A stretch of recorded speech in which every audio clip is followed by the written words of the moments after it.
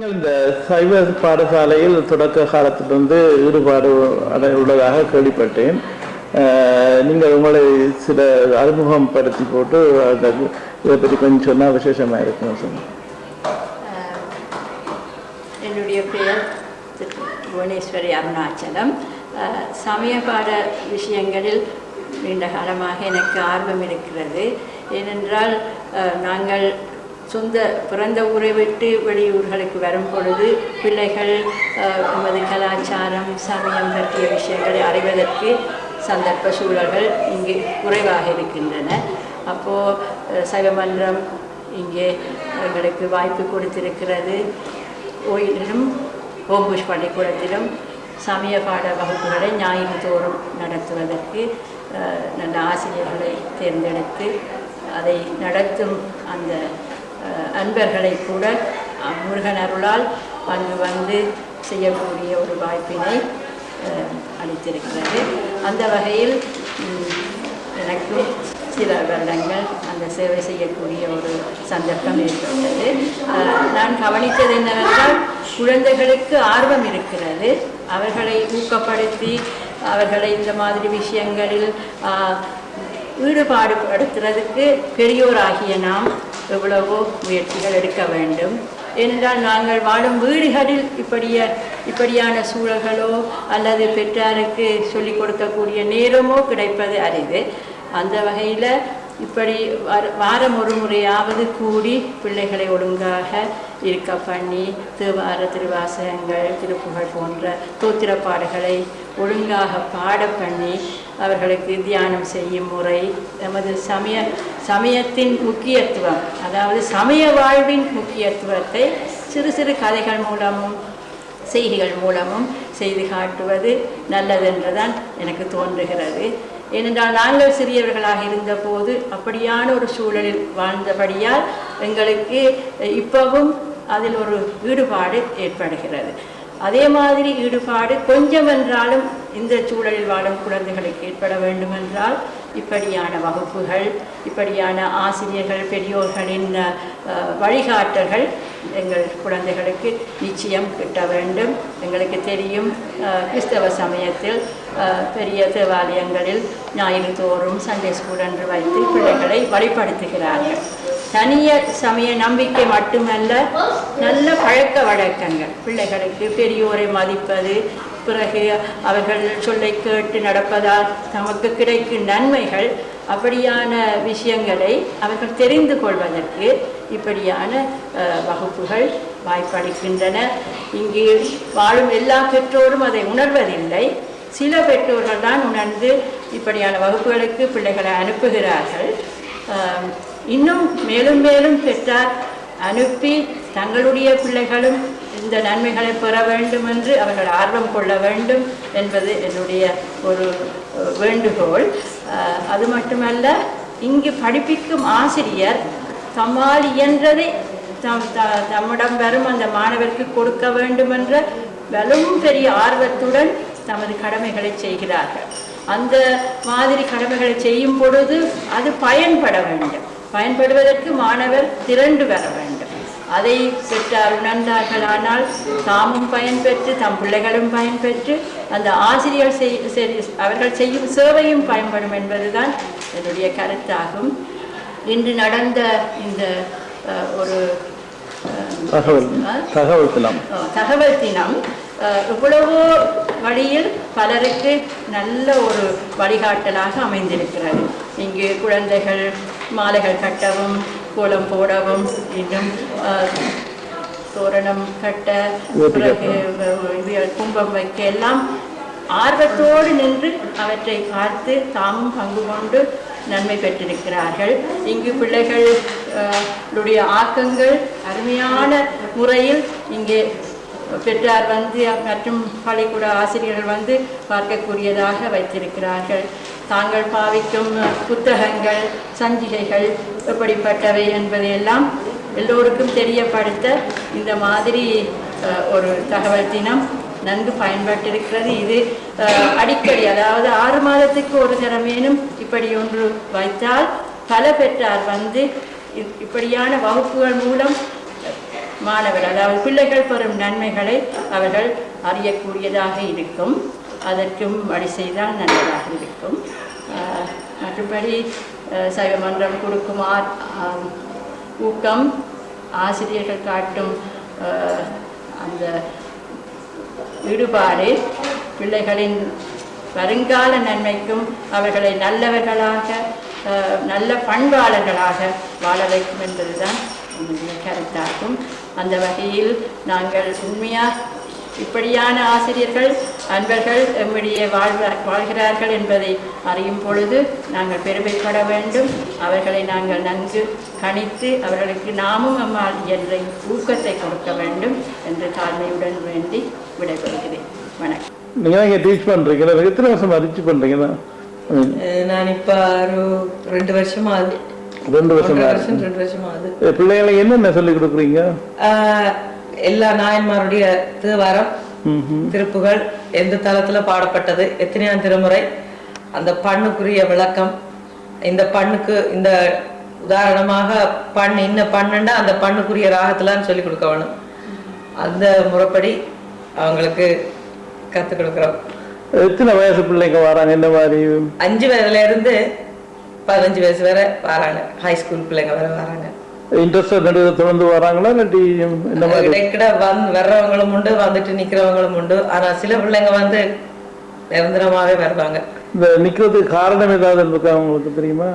பெற்றாரனுடைய ஊக்கம் இல்லாமதான். பெற்றாருடைய ஊக்கம் இல்ல, பிள்ளைகளை என்கரேஜ் பண்றது பெற்றார் தான். ஏன்னா பிள்ளைகளுக்கு வந்து இங்க நிறைய என்டர்டெயின்மெண்ட்ஸ் இருக்கிறதால பேரண்ட்ஸ் வந்து எங்களுடைய கலாச்சாரம் கல்ச்சரை வந்து பேரண்ட்ஸ் தான் என்கரேஜ் பண்ணி வழியை காட்ட வேணும். அது தவறுன கட்டத்துல தான் பிள்ளைகள் வந்து அப்சன்ஸா இருக்கிறதுக்கு ரீசன்ஸ். ஆனா வந்து இந்த பிள்ளைகள் வந்து தமிழ் வாசிச்சு செய்யக்கூடிய எல்லாமே இருக்கா? இல்லாட்டி நீங்க இல்ல, நிறைய பிள்ளைகள் வந்து வாசிக்க மாட்டாங்க.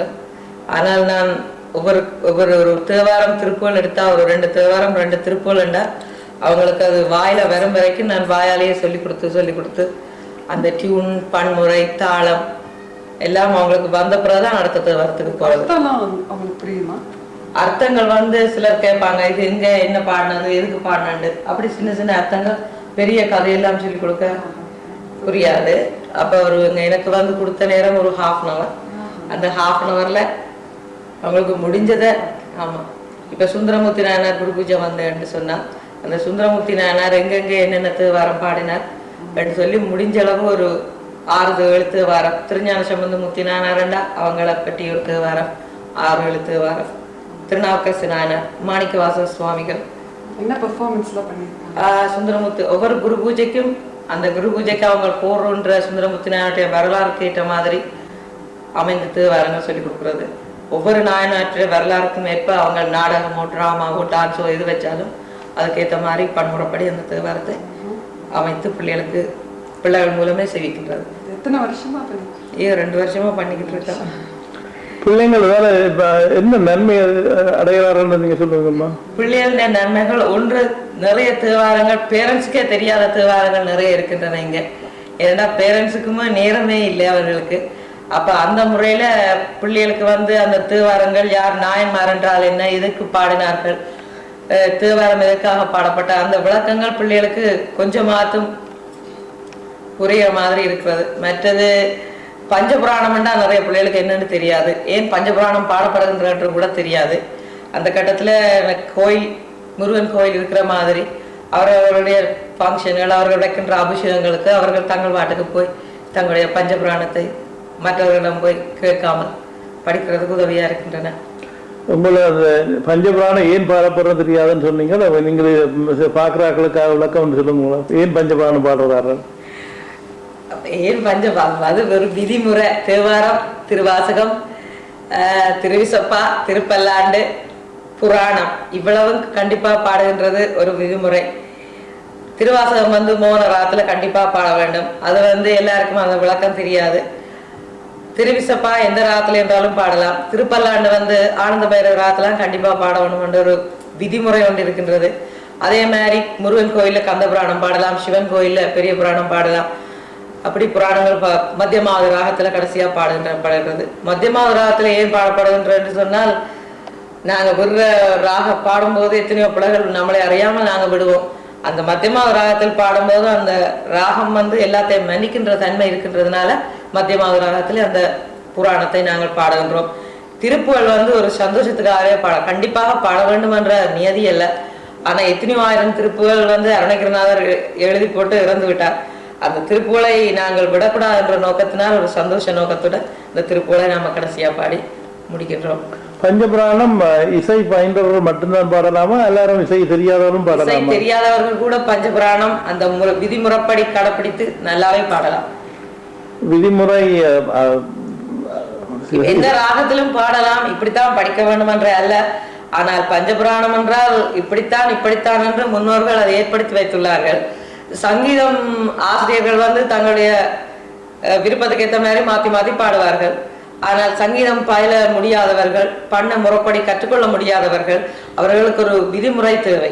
அப்போ திருவாசகம் என்றா மோன ராகத்தில் பாடினா அவங்களுக்கு சுகமாக. மோன ராகத்தை ஆரம்பத்திலே சங்கீதம் பயில்வதற்கு இலகுவான ராகம், அதனால திருவாசகத்தை மோன ராகத்திலே. தேவாரம் பண் என்று சொன்னா இன்ன பண்ணுக்கு இன்ன மாதிரி தான் பாட, பண் நட்ட பாடு என்று சொன்னா அது நாட்டை ராகத்தில் கண்டிப்பாக அமைய வேண்டும். அப்படி ஒவ்வொரு விதிமுறையை முன்னோர்கள் ஏற்படுத்திவிட்டு போனதை நாங்கள் இப்பொழுது அதை ஃபாலோ பண்ணி நமது வருங்கால பிள்ளைகளுக்கு கற்றுக் கொடுக்கிறோம். இதுதான் முறை என்று சொல்லி, அல்லது போனா நமது விதிமுறையெல்லாம் வளைந்து விடும் அல்லவா, அதன் நோக்கம்தான். இலங்கையில் வேறு இந்தியாவில் பார்க்க போனால் சில கோயில்களில் ஓதுவார்கள் இருக்கிறார்கள். அவர்கள் இந்த பன்முறைப்படி ஒழுங்காக ஆரம்பத்துல கர்நாடக சங்கீதமே பண்ணில இருந்துதான் வந்தன. கர்நாடக சங்கீதத்திலிருந்து பண் வரவில்லை. பண் 3ஆம் 4ஆம் நூற்றாண்டிலிருந்து பண் ஆரம்பித்து அந்த முறைப்படி ஓதுவார்கள் என்று சொல்லி கோயிலிலே அவர்கள் வேலைக்கு நியமித்து அந்த ஓதுவார்கள் மூலம்தான் எல்லா கோயில்களிலுமே அநேகமாக இந்தியாவிலே, இலங்கையில் அப்படி அல்ல. இலங்கையிலே யாரும் தெரிந்தவர்கள் பாடிக்கொள்ளலாம். இந்தியாவிலே ஓதுவார்கள் என்று இருக்கின்றார்கள். நல்லூர் கம்சாங்கோயில் ஓதுவார் இருக்கிறார். அப்படியா? பக்கத்து வீட்டில் உள்ளவர் தான். மற்றது உங்களுக்கு இங்கேயும் அப்படிப்பட்ட ஒரு விதிமுறையை கொண்டு வந்தால் நல்லதுன்னு நினைக்கிறீங்களா? இங்கே கண்டிப்பாக. ஏனெனில் எங்களது முருகன் ஆலயத்திலே உதாரணமாக எடுத்துக்கொண்டால் ஒவ்வொரு திருவிழா சந்தர்ப்ப நேரத்திலே, உதாரணமாக பந்துவராளி என்ற ஒரு ராகம் ஒரு திருவிழாவின் நேரம் நான் கவனித்தேன். பந்துவராளி ராகம் என்றது சுபபந்துவராளி, ரொம்ப வேதனையான ஒரு ராகம் அது. அப்படிப்பட்ட ராகத்தை எல்லாத்துக்குமே போட்டு எல்லாமே கலந்து பாடினார்கள். ஒரு ஓதுவார் என்று சொல்லி நிரந்தரமாக ஒருத்தர் இருந்தார். அவர் ஒரு வழிகாட்டியாக அமைவார். தெரியாதவர்கள் தெரிந்தவர்கள் எல்லோருமே பார்த்து அதை ஃபாலோ பண்ணி இளம் சமுதாயத்துக்கு நாங்கள் ஒரு வழிகாட்டியாக அமைக்க வேண்டும். ஓதுவார் தான் அதை ஒரு ஓதுவார்கிட்ட கேட்டு அப்படி ஒரு முறையை கையாளுற மாதிரி வர வேண்டும். ஸோ ஓதுவாரை நியமிக்க எங்களுக்கு வசதி இல்லாவிட்டாலும் அந்தந்த முக்கியமான தினங்களிலாவது இப்படி வல்லமை தெரிந்த உள்ளவர்களை கொண்டு பாடுவிக்கிறது நல்லது நினைக்கிறேன். தேவாரம் எல்லாரும் இறைவனுக்கு எல்லா விதமாயும் பாடலாம், இசை இறைவன் ரசிப்பார். ஆனா நமக்கு வழிகாட்டுவதற்கு வருங்கால நாங்கள் நாட்டை விட்டு வேறொரு நாட்டில் வசிக்கும் பொழுது நமது கலாச்சாரம் விதிமுறைகளை நாங்கள் பின்பற்ற வேண்டும் என்று சொன்னால் அப்படி ஒரு முறையை கையாண்டாதான் அந்த கோயிலே ஒரு ஒரு விதிமுறை இருக்கும் இல்லையா? இப்ப யாரும் போய் எப்படியும் தேவாரம் படித்துட்டு போகலாம். எங்களுக்கு இப்ப எல்லாருக்கும் இதற்குத்தான் ராகத்துடன் பாட தெரியுமா, எங்களுக்கு பாட தெரியாதா, அப்படி எல்லாம் செய்து சொன்னால் அந்த முறையை நாங்க கையாள முடியாது, கலையையும் வளர்க்க முடியாது, நமது சமய இதையும் முறைப்படி கற்றுக் கொடுக்க முடியாது வருங்கால சமுதாயத்துக்கு. அப்ப ஒரு ஆளை நீங்கள் ஒரு ஆளோ 2 பேரோ ஒரு ஆள் முடியாவிட்டில் இன்னொருத்தர் கூட விதிமுறை சம்பவ தினங்களிலே நல்ல தினமும் முறையில ஒரு ஆளை நீங்க கண்டிப்பாக நியமித்துத்தான் ஆகணும். அல்லது போனா யாரும் எப்படியும் எல்லா மாதிரியும் படிச்சுட்டு போலாம்ன்ற சொல்லி இந்த பஜனை ஸ்டைல வரக்கூடாது. நீங்க பஜனை இதுக்குள்ள கொண்டு வந்திருக்க. நான் சவுத் ஆப்பிரிக்கா கிட்ட போயிட்டு வந்தேன். அங்க பஜனை முறைப்படி எல்லோரும் பங்கு பெற்ற வேண்டும். பஜனை இலகுவான முறை. பஜனை பஜனைக்கு ராகமோ தாளமோ தேவையில்லை, எப்படியும் பாடலாம். ஆனால் பாடக்கூடிய பிள்ளைகளுக்கு பன்முறைப்படி பாடுவதோ அல்லது கலை விரும்பி கற்கின்ற பிள்ளைகளுக்கு பன்முறைப்படி பாடுவதற்கு இந்த ஓதுவார்கள் மூலம் உதவி செய்யலாம். ஆனா அதுக்கும் வர முடியாமல் ஒரு வயசுக்கு அப்பால் பட்டு தங்களால் படிக்க முடியாதவர்களுக்கு பஜனை வந்து ரொம்ப ஒரு எடுத்துக்காட்டு. அதுல எந்த பிழையும் இல்லை பஜனை செய்வதிலே. பஜனை செய்வதுதான் நல்லது. ஆனால் அதே நேரம் சிலருக்கு தாளம் வராது, சிலருக்கு நேரம் போதாமை, எல்லாருக்கும் எல்லாமே சிலர் செய்ய முடிகிறதில்லை. அப்படியான ஒரு கட்டத்துல அவங்களுக்கு முடிந்த அளவு ஆண்டவனுக்கு ஏதோ வழியிலே அவங்களை அச்சீவ் பண்ணா சரியில்லை. இப்ப கலியுகத்துல வந்து ஆண்டவன் நாமத்தை சொல்றதே பெரிய காரியம் என்று சொல்லுவார்கள். ஆமா, இந்த தேவாரங்களை எடுத்தால் விளக்கம் இல்லாத கணக்கு பழைய காலத்து தேவாரங்களை எடுத்து பார்த்தால் அது விளங்கி படிக்கிறாக வரக்கூடாது. ஏனென்றால் கடும் சொற்கள் அதுக்குள் உள்ளன. ஏன்னா தமிழ் வந்து போதாமை. நமது மாணவர்களுக்கு அதை விளங்கப்படுத்தினால் கூட அந்த தமிழை எப்படி எடுத்துக்கொள்கின்ற விதம் புரியாது இங்க உள்ள மாணவர்கள். அப்போ ஓரளவு வயது வந்தவர்களுக்கு மட்டும்தான் அது புரியும். 5 வயது 6 வயது பிள்ளைகள் படிக்கின்றார்கள். அவர்களுக்கு நான் உதாரணமாக ஒன்று எடுத்து விளங்கப்படுத்தினால் எப்படி புரியவே புரியாது. அப்ப அவர்களுக்கு ஏதோ ஒரு விதத்துல ஒரு நேரம் அவர்கள் தெரிந்திருந்தால் வளர்ந்த பிறகு நாங்கள் இந்த திருப்புகளை அந்த ஆசிரியர் சொல்லிக் கொடுத்தார், தேவாரம் சொல்லிக் கொடுத்தார், அதனுடைய அர்த்தம் என்ன என்று ஒரு குறிப்பிட்ட வயசுக்கு அப்புறமாக அவர்கள் ஒரு ஆர்வம் வரும். அதையும் நாங்கள் சொல்லிக் கொடுக்காவிட்டால் ஒன்றுமே தெரியாத. இப்ப நீங்கள் ஒரு முறை சொன்னீர்கள் எங்கேயோ வியட்நாம் எங்கேயோ போயிருந்தேன், வியட்நாமா பிஜி நாட்டிலே முதல் பாடுறது புராணம் என்று சொல்லி சவுத் ஆப்பிரிக்காவில் உலகலாமன். அதற்கு காரணம் அது சிவனுடைய புராணம் தான், படிப்பது தவறில்லை. ஆனால் அவர்களுக்கு வந்து அந்த விதிமுறை கொண்டு போகாத ஒரு காரணத்தினாலே ஏதோ கடவுளை பற்றி கொண்டு படித்தால் போதும். புராணம்ன்றது கடைசியில் தான் பாட வேண்டியது. முதலாவது தேவாரம், அதன் பிறகுதான் புராணம். ஆனா அந்த அவங்களுக்கு அந்த விளக்கம் வந்து சரிவர ஆரம்பத்தில இருந்தே ஒரு ஓதுவார் என்று சொல்லி அவர்களுக்கு இருந்து நடந்திருந்தால் இப்படி ஒரு கட்டம் வந்திருக்காது. அதுதான் நான் நினைக்கிறேன்.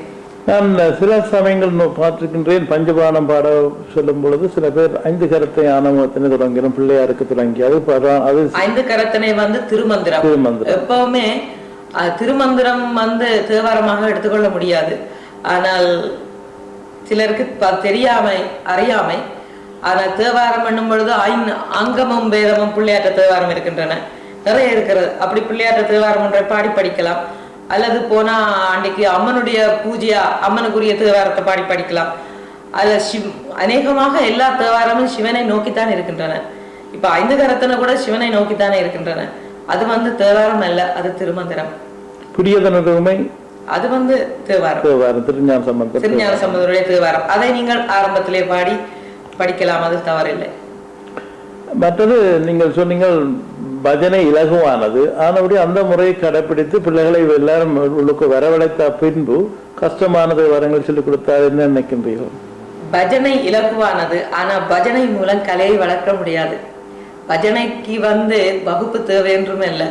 அவர்கள் பஜனை வந்து கேள்வி ஞானத்திலேயே படித்துக் கொள்ளலாம்.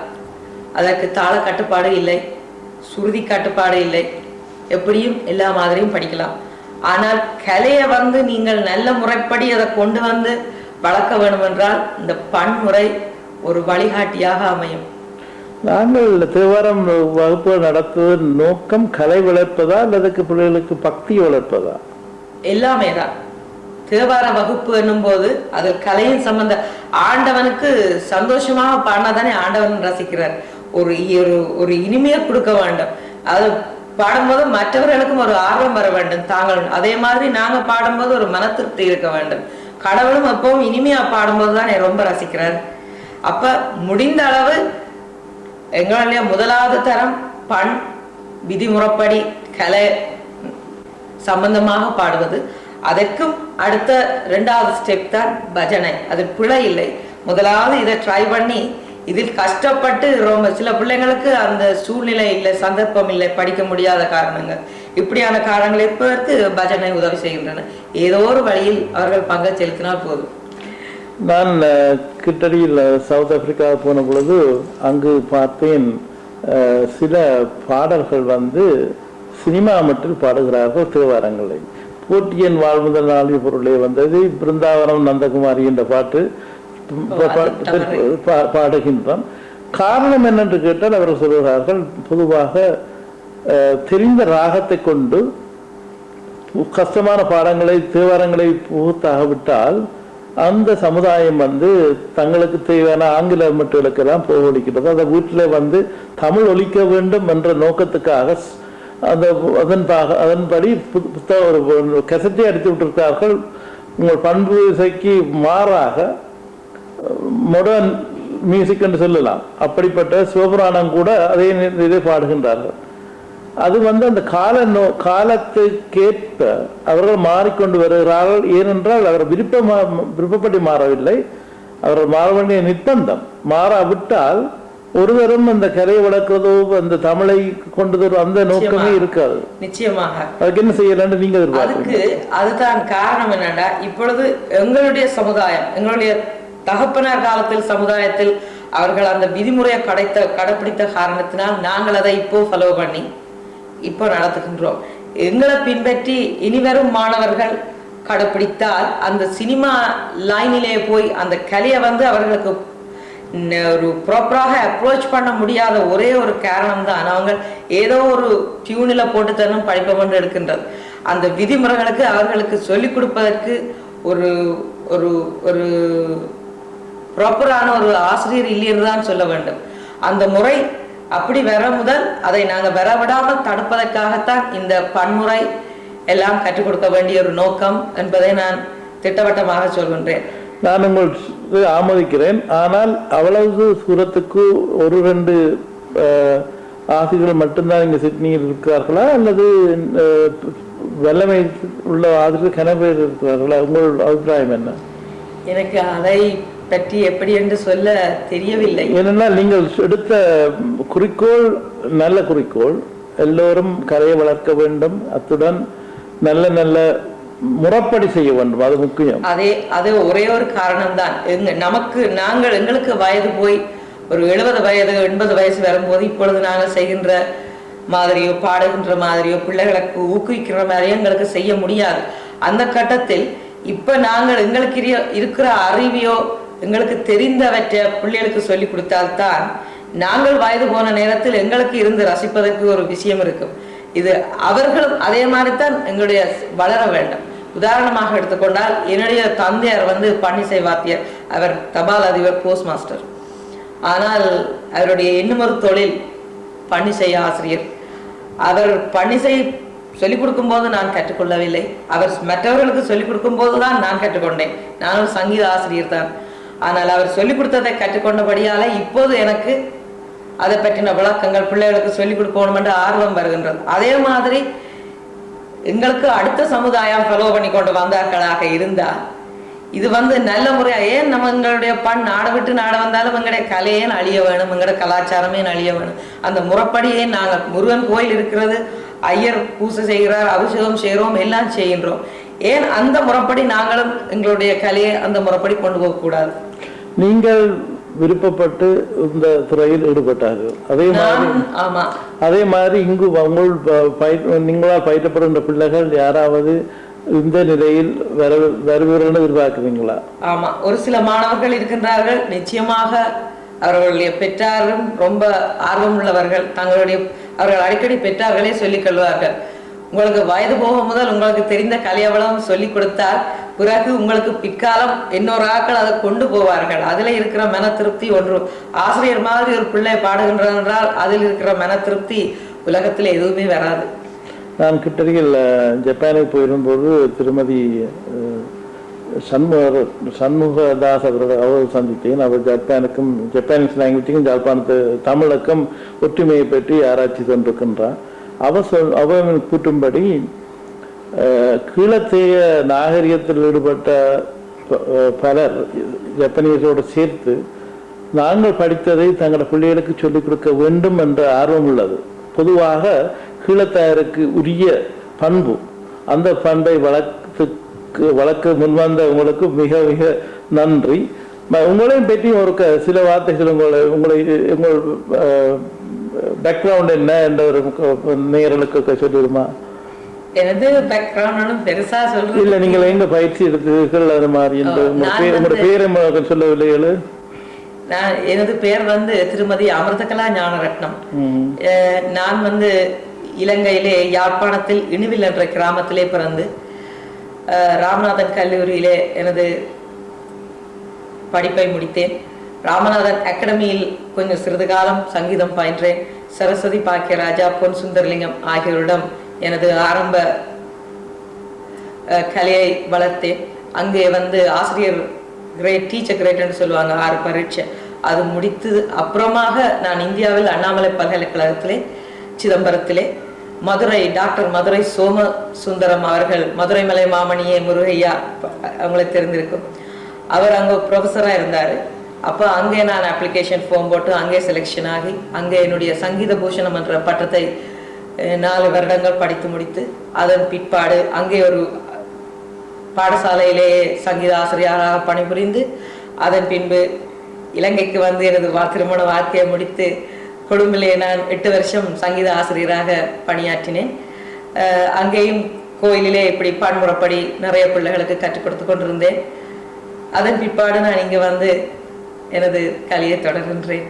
அப்போ உங்கள் போன்ற ஆசிரியர்கள் இங்கே எங்களுக்கு கிடைத்தது மகா பாக்கியம். நாங்கள் கொடுத்த பிள்ளைகள் செய்த மகா பாக்கியம். வந்து உங்கள் பணி மீண்டும் தொடர வேண்டும் என்றது நான் மிக்க விரும்புகின்றேன். இந்த சின்ன பேட்டிக்கு மிக்க நன்றி. வணக்கம். வணக்கம். இங்கே எத்தனை வருஷம் இங்கே படிச்சுனீங்க? உங்களோட பேர் சொல்லுங்க. மாலினி, திருமதி மாலினி சோமஸ்கந்தன். ஸோ இங்கே இந்த பள்ளிக்கூடத்தில் சாயப்படாது எத்தனை வருஷம் படிப்பிச்சுனீங்க? மெயின் ஸ்கூலில் சமய பாட வகுப்பு ஸ்கிரிப்சர் கிளாஸ் எடுக்கிறேன் நான். 3ஆம் வகுப்பு எடுத்தேன். Kinder garden. அப்போ அந்த ஸ்கூல்ஸில் இந்த ஸ்கிரிப்சர் இப்போ படிப்பிக்கிறேன் இல்லை? இப்போ படிப்பிக்கிறேன் இல்லைன்னா ஃபுல் டைமாக வேலை செய்கிறபடியா நான் இப்போ படிப்பிக்கிறேன் இல்லை, நேரம் இல்லை. அவங்க படிப்பிக்கல உங்கள் அனுபவம் என்ன? எத்தனை எப்படிப்பட்ட பிள்ளைகள் அங்கே வந்து நான் படிப்பித்த மாணவர்கள் 5 வயது 6 வயது மாணவர்கள்.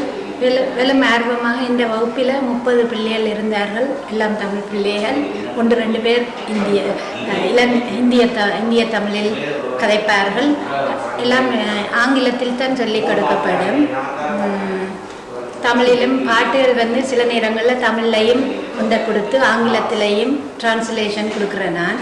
என்னென்னா இந்திய பிள்ளைகளும் இருக்கிறபடியால் அவர்களுக்கு விளங்காதபடியால் அப்படி செய்கிறேன் நான். மற்றபடி ஆங்கிலத்தில் தான் படிப்பு நடைபெறும். நல்ல மிக ஆர்வமாக படிப்பார்கள். மற்ற பெரிய வகுப்பு பிள்ளைகளுக்கும் படிப்பித்தேன் நான். அவர்களும் மிக ஆர்வமாக கதைகள் கேட்குறாண்டா கதைகள் சொல்லி ஆர்வட முருகனை பற்றி, மற்றது அம்மனை பற்றி, சரஸ்வதி விஜயதசமி இதெல்லாம் பற்றி எல்லாம் சொல்லிக் கொடுத்தேன். மிக ஆர்வமாக படித்தேன். அப்போ இங்கே உங்களோட மகள் இங்கே வந்து சர்வசம பாடசாலை படிப்பதால் என்ன நன்மை அடைகிறான்றீங்க? உங்கள் வாயால் சொல்லுங்க. மற்ற பெற்றோர்களும் இப்போ அவள் ஹைஸ்கூலில் படிக்கிறபடியால் அங்கே சமய வகுப்புகள் இல்லை. அதனால் எத்தனையோ சமயத்தை பற்றி கூட அறிந்துள்ளார். சமயம் இப்படி கும்பிடணும், கடவுளை எப்படி கும்பிடணும், நாங்கள் என்ன செய்யணும், சாப்பிட முதல் என்ன செய்யணும், கோயிலுக்கு நாங்கள் இந்த நாட்களில் போகணும், அஷ்டாங்க நமஸ்காரம், பஞ்சாங்க நமஸ்காரம் போன்றவற்றை பற்றியெல்லாம் அறிந்துள்ளார். இங்கே இந்த நாட்டில் பிள்ளைகளை வளர்க்குறதுக்கு இல்லை எங்களுக்கு உள்ள கஷ்டம் எங்களுக்கு தெரியும். ஆனால் சமயத்து பிள்ளைகள் படிக்கிறதுக்கு ஆர்வம் காட்டுறது பொதுமக்கள் அதிகமாக குறைவாக இருக்கின்றது. இவ்வளோ பேர் இருக்கிற கோம்புஷில் இங்கே வார பிள்ளைகள் 70 பேருக்குள்ளே தான் இருக்கணும். தமிழ் படிக்கிறதுக்கு 200 பேருக்கும் இல்லை வரையினம் என்று கேள்விப்பட்டேன். 350 பேர் வரையினம். என்னத்துக்கு சாய பிள்ளைகளுக்கு வர்ற சனம் குறைவாக இருக்கின்றது? உங்களுக்கு ஏதாவது சொல்ல விரும்புகிறீங்களா? சில நேரங்களில் சமய வகுப்பை தமிழ் பாடசாலைக்கு பிறகு 1/2 மணிக்கு பிறகு வச்சா ஒரே அடியாக வந்து போக பேரண்ட்ஸுக்கும் ஈஸியாக இருக்கும். மற்றது தனியாக சமயம் தமிழ் தனியாக படிக்கல மாணவர்கள் எல்லாம். இதுகளும் படிக்கிறார்கள். சங்கீதம், நடனம், மிருதங்கம் அந்த வகுப்புகளுக்கும் செல்வதால் சில பிள்ளைகளுக்கு வேற இயலாமல் இருக்குது, கஷ்டமாக இருக்குது. தூரத்தில் இருந்து வரவர்கள் 2 நாட்களும் கொண்டு வர தங்களுக்கு ஒரு நாளாவது ஆறுதல் வேண்டும் என்று சொல்கின்றார்கள். அது உண்மைதானே. விருப்பம் இருந்தாலும் வசதி இல்லாத காரணம் தான் சமயம் தன்பாட்டில் வளரும் என்று நினைக்கின்றார்கள். அப்படியும் இருக்கலாம் நினைக்கின்றேன். எனவே நல்லது. உங்கள் சின்ன பேட்டிக்கு இந்த உங்களோட மகள் எவ்வளோ காலம் இங்கே வராங்க? 2 வருஷம் திரும்பி தான் வராங்க. ஒரு சகோதரங்களா இருந்திருக்கிறோமோ? அண்ணாவும் வராங்களோ? அண்ணா ஏன் இல்லை? அண்ணா வளர்ந்த சூழ்நிலை கொஞ்சம் இவ வளர்ந்த சூழ்நிலை பார்க்க வித்தியாசம், 7 வயது வித்தியாசம். அவர் வளரைக்குள்ள அவருக்கு இப்படியான சூழ்நிலைகள் இருக்கையில சமய வாக்குகள் இருக்கையில இவருக்கு அந்த சந்தர்ப்பங்கள் சின்ன வயதுல கிடைச்சபடியா இவ கூட கலாச்சாரமா வளர்றது உதவுது, இவ விருப்பமா அவருக்கு சின்ன வயதுல அந்த சந்தர்ப்பத்தை நாங்க கொடுக்கலாம். சிறு வயசுல பொம்பளை பிள்ளைல தான் முக்கியமா கவனிக்கிறோம், தகப்ப ஆம்பளை பிள்ளைல கவனிக்கணும். உண்மையா ஆம்பளை பிள்ளைகளும் வரையணும். ஏன்னா இங்க என்ன இதுக்கு முன்னுக்கு நான் ஒரு ஆளை இன்டர்வியூ பண்ணேன்னா அந்த பிள்ளை வந்து இங்கே 11 படிக்கிற பிள்ளை, அந்த பிள்ளையும் வந்து படிக்குது. அதில் கூட வாழும் வரலாம் என்று நான் நினைக்கின்றேன். ஏன்னா ஒரு நாளைக்கு ஒன்று விட்டு பாருங்க இப்படி இருக்குன்ட்டு முக்கியமாக நாங்கள் முடிவெடுக்காம பிள்ளைகளே முடிவெடுக்க விடுங்க உங்கள் விஷயத்தில். என்றால் எனக்கு அந்த பல தகப்பனுக்கு ஒரே என்ன கிடக்கு 3 பிள்ளைகள் இருக்கிறோம், ஒரு வளர்ந்த பிள்ளைகள்லாம் இப்படியே நாங்களும் அவர்கிட்ட நான் நினைக்கணும் அது சரி என்ற அவனுடையதான் நாங்கள் சொல்லி சின்ன முக்கிய முயற்சிக்கணும் என்னதுக்காக நான் சொல்றேன். ஒரு நாளை கொண்டு வந்து பாருங்க, இன்றைக்கு வந்திருக்கிறார பார்க்கறதுக்கு கொண்டு வந்துருக்கலாம், இன்றைக்கு பார்த்துருக்கலாம். என்ன இன்றைக்கு நடக்க விஷயங்களை பற்றி நினைக்கிறீங்க? நல்லம்மா வளர்ந்தாக்கள் அம்மா மேல எல்லாம் மாலை கட்ட பழகிச்சுன்னா நீங்க என்ன பழைய மாலை கட்ட மாலை குளம் போட்டீங்களா? கோலம் சேரம் தெரியும், தெரியாத விஷயம் மாலை.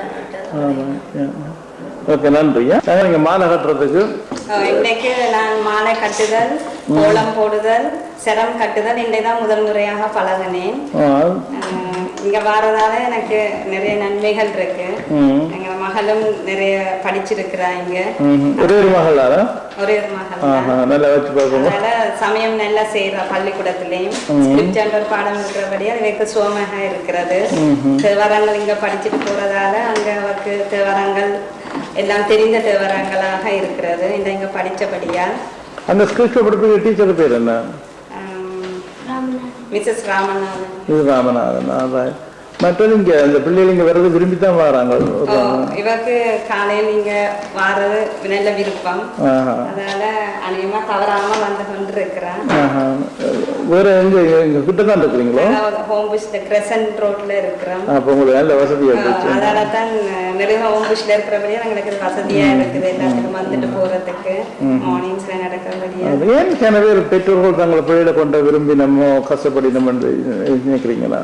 உங்களை மாதிரியே செய்யறது இல்ல? எல்லோரும் மனம் வச்சா செய்யலாம், அது பெற்றோரையும் பொறுத்தது. பெற்றோர்கள் ஊக்குவித்தால் அவையிலும் வரலாம். இங்க வந்து ஒருக்கா வந்துட்டு போனாதான் அந்த அவைகளுக்கு அந்த ஆசை வரும், வந்து படிக்க வேணும் என்று.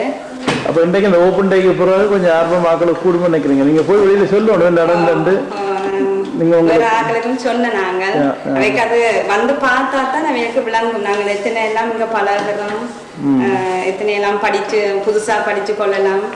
இனி தாவணை தாவணை கட்டுறதும் இன்றைக்கு தான் நான் படிச்சிருக்கிறேன். அப்படி வந்து இங்க வர்றதால இன்றைக்கு வந்திருந்தா இன்றைக்கு நிறைய பழகி இருக்கலாம். இப்படிப்பட்ட ஓப்பன் டே அடிக்கடி வச்சா நல்ல நினைக்கிறீங்களா? என்னன்னா எல்லாருக்கும் மற்ற தெரியாத ஆக்களுக்கும் இது தெரிய வந்தால் அதை சமயமாக்கும் பிள்ளைகளை அனுப்ப விரும்பிவினம். புத்தகங்களை பார்த்து டிஸ்பிளேல இருக்கிற புத்தகங்கள் படங்களை பார்த்து அவைகளுக்கு ஒரு விருப்பம் வரும், இங்க வந்து படிக்கணும், சமயத்தை பற்றி அறிகிறது நல்லதுண்டு. இன்னைக்கு காலம் ரவிக்குருக்குள்ளையா நல்ல ஒரு பேச்சு சொன்னாரு, இலகுவான முறையை சொல்லியிருக்காரு. அதுலயும் எங்களுக்கு எத்தனை முறை பிள்ளையாருக்கு குட்டவனுண்டு எனக்கும் உண்மையாக தெரியாது. 3 தடவை தான் நானும் குட்டுறேன். இன்னைக்கு 5 தரம் குட்டவனுண்டு சொல்லி தந்தவ. பஞ்சாங்க நமஸ்காரம், அட்டாங்க நமஸ்காரம் இன்றைக்கு சொல்லி கொடுத்தவ ஆம்பளையருக்கு. நன்றியா. நன்றி.